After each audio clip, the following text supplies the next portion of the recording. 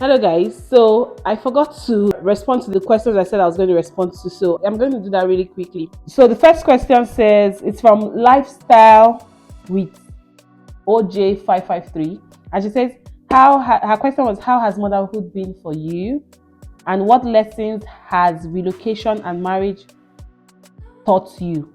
Would you advise that one marry early and relocate with one's partner?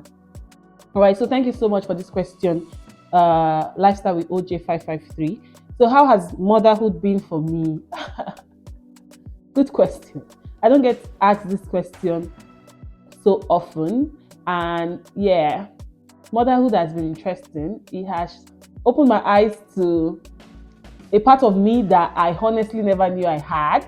My usual self, I would just wing anything that comes my way. But I see that with motherhood, I'm pretty intentional about, the responsibility God has given me concerning my children. I do not want to fail at it. I'm constantly evolving, learning, and trying to be the best for myself because I can't pour from an empty cup. So I'm trying to be the best for myself so I can impact my kids positively. I'm also always on the lookout for ways in which I can also better myself as a mom so that I can also, be the best version of myself for my kids. So motherhood has just been beautiful. It's a responsibility that came and I took it head on, and yeah, I believe for the most part I am doing great at it, if I say so myself. Okay, so yeah, and what lesson has relocation and marriage taught me, guys? So relocation and marriage has taught me that this thing they say that if your marriage is not solid before, relocating can or relocation can literally break it. I totally agree. Like, relocation is so tough on marriages. I know it's tough for single. Well, I don't know because I was not single here, but I hear that it's tough for single people as well. I will let them defend themselves. But for married people, I believe it's even tougher because your style of marriage will most likely change. Your style of parenting will change. You're trying to adapt to this new culture, this new way of doing things, and the marriage has to also evolve. The kids have to evolve. Your parenting style has to evolve. It's just so much at the same time, and if you do not have a strong foundation, it's easy for the crack to expand and to be visible to everybody. Like whatever it is you were patching before, say most likely maybe you were concerned your husband was not, helping out in the house before, but you had a maid anyway.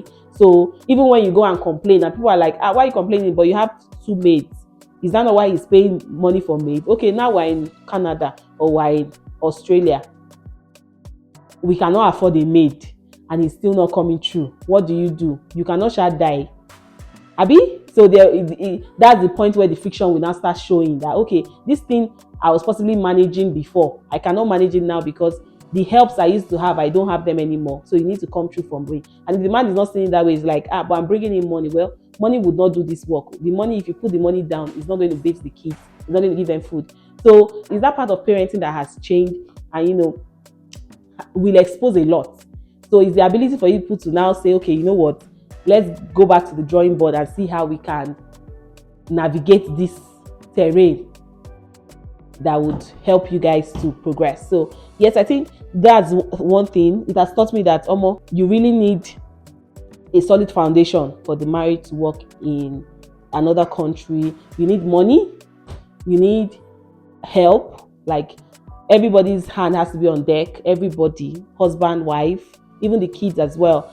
Maybe in Nigeria, some of the things that you were leaving for the daddies to do, you will have to start engaging them to do it themselves. They will have to build their own life skills, and they will have to also grow up quickly, because right now the kind of errands that I would ask Ryan to do, perhaps maybe for in Nigeria I would have thought it was too small to handle, but right now I'm telling him to do it and I can see him coming through for himself.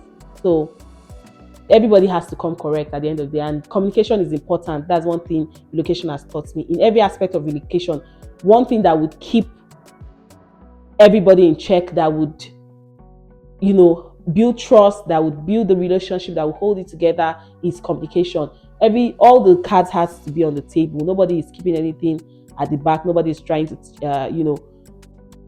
be funny. So yeah, communication is very important, and that friendship you guys have, this is the time that you need it the most, because some days are crazy days, but it is what it is. So another thing is, would you advise that one marries early and relocates with one's partner?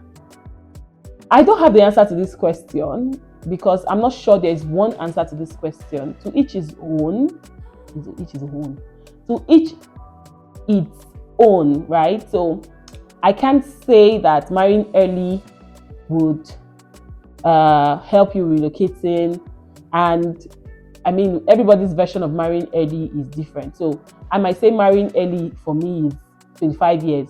You might think 30 years is early. So there's no one size fits all situation in this question of will marry early and relocating. Would you advise somebody to marry early and relocate? I don't think so. So if don't rush into marriage because you want to relocate, because I don't know. I can't remember if it helps the application positively.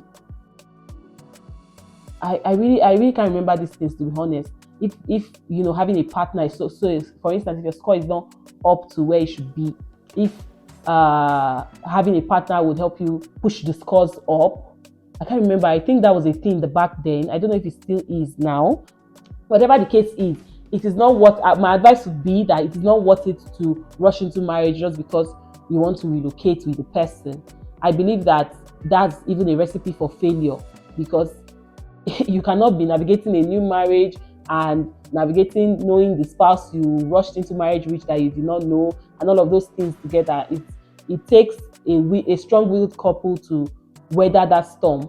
So it will make more sense for you to follow the natural course of things. If it's marriage that comes first, where you get married and then you guys can start planning to relocate. If it's relocation that comes first as well, you do that, and then you would find your partner. The person God has created for you is surely there somewhere. Sometimes we're just in a hurry because, you know, we have something we have planned for ourselves, but we're not asking for God's direction. So I don't want to overflog it, but I hope you've just gotten the gist from it. There's no one size answer, but I would say don't rush into anything because you want to relocate, because it might not work out the way you think it would. Okay? Thank you very much. At Patricia_Asika is asking, hi there, would you advise a family of 5 with both parents who are self-employed, not working class, to relocate to Canada with their family, and also as the wife is a fashion designer, we should be able to get a job since she hasn't worked before? Okay, so I don't want to start from the end of the question. Let me start from the beginning. Would you advise a family of 5 with both parents who are self-employed, not working class, to relocate to Canada? Of course, there are self-employed people here that come in here, register their business, and they carry on with whatever they have to do. I would always advise you to do your research. What type of self-employment is it? And is it something that is lucrative here? So if it's something that is lucrative here, of course, why not? Please come and join the pool that is making the money here. And also, there's always a space for everyone here to be the best at what they do. So if family of 5 self-employed parents, yes, there are a lot of self-employed parents in Canada. No, not everybody is doing a 9 to 5. People are, self-employed, and they're able to do everything they want to do and still make money that they need to make.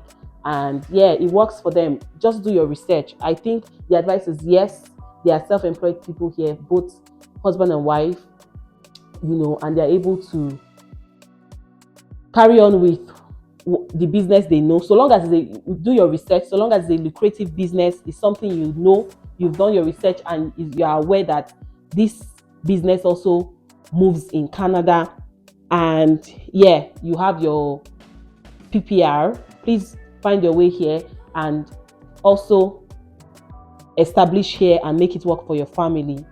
It might pay you in the long run. And also, if the fashion designer wife wants to move into a 9 to 5 from a fashion designer work, so long as she has her qualification, of course she can. If all she has is this her fashion designer skill, and she has a qualification that she has ever worked with, she can come here and work with.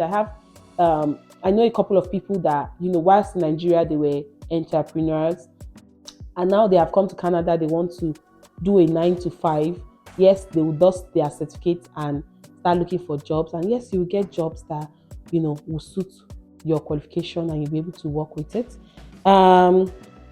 Yeah, so my advice is do your research. As much as I ask people to ask questions about immigration, relocation, and stuff, I am not an immigration consultant. I am not, my knowledge and understanding and experience on this aspect of relocation is outdated because it's been a while I did this. You recall how long I was in the pool, and things has evolved from that time till now. And so I would always advise, do your research, join community, ask questions. There are communities for self-employed people in Canada. Just join them, ask questions, ensure that all your questions are answered and you have that conviction in your heart. Thank you so much for watching. I hope I was able to answer this question as much as possible.